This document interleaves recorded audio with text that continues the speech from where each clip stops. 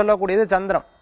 சந்திரன் தான் மனோகாரகன் சொல்லுவா. மனதை நிர்ணயிக்கக்கூடிய மனோகாரகன் சந்திரன். அந்த சந்திரன் ஜாதகத்துல நன்மையா இருந்தா நல்ல முடிவெடுப்பா, பார்க்கறதுக்கு அழகா லட்சணமா இருப்பா, அதே மாதிரி நல்ல தேஜஸ்வியா இருப்பா.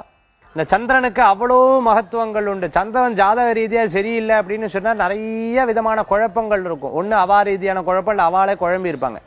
ஸோ சந்திரனுக்கு உண்டான விசேஷமான பலன்கள் என்ன அப்படின்னு பார்த்தோம்னா, வார திங்கக்கிழமை சந்திரனுக்கு தீபம் போடுறது ரொம்ப உன்னதமான பலன்கள் கொடுக்கும். ஒரு பெரிய வாழை எடுத்துக்கணும், பச்சரிசி மாவை முழுசா நிறைச்சுக்கணும், அதுல கொஞ்சம் மஞ்சப்பொடியை 2 இடத்துல போட்டுட்டு அந்த மஞ்சப்பொடி மேல 2 தீபத்தை ஏத்துறது ரொம்ப விசேஷம். இன்னைக்கு கோயில்கள்லாம் பார்த்துட்டோம்னா குறிப்பிட்ட ஒரு இடத்துல தீபம் ஏற்ற சொல்லுவா, அல்லது வீட்லயே நீங்க இதை பண்ணலாம்.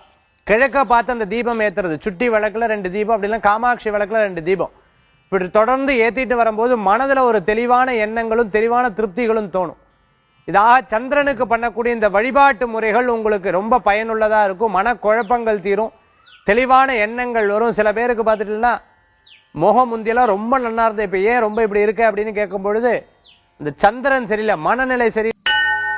ஓம் பத்மத்வஜாய வித்மஹே ஹேமரூபாய தீமஹி தன்னோ சந்திர பிரச்சோதயாத்.